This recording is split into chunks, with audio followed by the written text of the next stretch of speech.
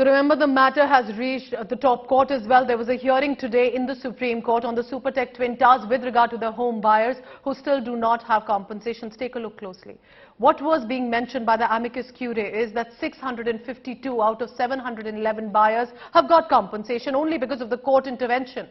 But 59 at least still await compensation. 59 families, 59 people. That means 14 crore rupees worth compensation still needs to be given to these rightful home buyers who bought an apartment in the Supertech Twin Tower. How does that happen? According to the amicus curiae suggested to the top court, the funds from other projects of the Supertech can be now used to pay off to these buyers as well. Now, this is what the amicus curiae had told the top court. But what did the Supreme Court say today in the order? Very important mentions. Home buyers' interest is paramount. Every home buyer should get due money. So it's very important and good to hear the court say that. Which also now means that the IRP, which is an Interim Resolution Professional, will have to deposit 1 crore rupees by 30th September in the Supreme Court registry. There also will have to be a time schedule made, a plan for the repayment to the buyers.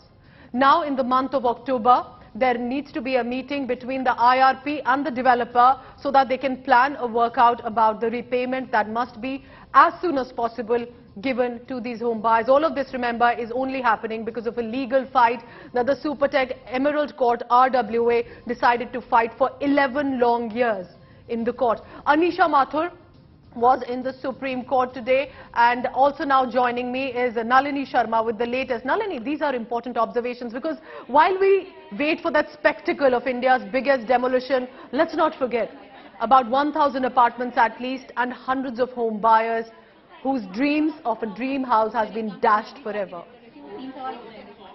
Well, absolutely no doubt about that, Pooja, and it's been a long-standing battle. It's been a long legal fight for all of these home buyers who've been trying to get their money compensated through the legal means. They've approached the Supreme Court multiple times, and let me make it clear that it's not that they've not gotten their money for the lack of a court order, but rather because Supertech itself right now is caught up in insolvency proceedings. And that is essentially why the Supreme Court has today ordered that the IRP, the Interim Resolution Professional, like you correctly pointed out, which has been appointed by the NCLT because Supertech is right now currently undergoing insolvency proceedings under the IBC. So that is essentially why he was appointed. So they've asked him to deposit 1 crore at least for the meantime with the Supreme Court registry so that all of these 50 people who've approached the Supreme Court trying to get their money back can at least get some of the money back on a pro rata basis. This is of course only going to be a drop in the ocean for the kind of money that they would have put in to purchase these flats. Yes. And it's quite sad that after so many years they still have to come back to court trying to get it. But there is a silver lining in all of this because one thing that the Supreme Court's made clear is that all of these home buyers will definitely get their money back. The Supreme Court will be making a schedule on the basis of which this money can be returned eventually. It might be a few more months before they see some actual returns, but the Supreme Court has definitely stepped in to protect their rights and ensure that they get justice at the end of all. Nalini, yesterday we also ran a ground report about two of the home buyers, and one of them had adjusted to an offer of a separate flat. That also turned out illegal. So they didn't only not get the compensation, they also got an illegal apartment in return. So there are many such stories like this. We're talking about people also, Nalini, who must be already paying rent and an EMI, then this happens. So when we talk about this compensation that the court has also mentioned, will it be the whole money that they had deposited with a 14% interest, or will it be a set amount of compensation that they get? Well, Pooja, like I told you, these proceedings have been going on before the Supreme Court for a really long time. Yes. In fact, all of the over 600 people, the people who had bought the flats who've gotten their money back, has also been because they've initiated and taken up the legal fights.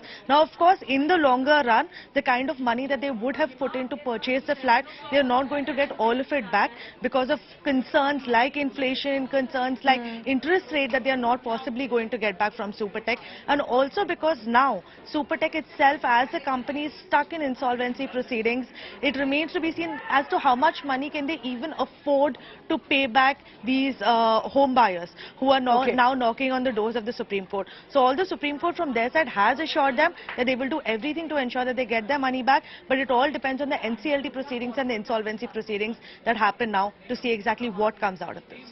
Nalini Sharma, our legal department chief, tracking all the latest on that. Thank you so much, Nalini. But also, you know, a resident of Supertech Emerald Court who had championed this court told me something very important yesterday. And he said, had the Noida authority officials, had the fire department, all these authorities in the first place ensured that they did their duties, this illegal skyscraper wouldn't have come up at all. Now, of course, it will be demolished on court orders on 28th of August.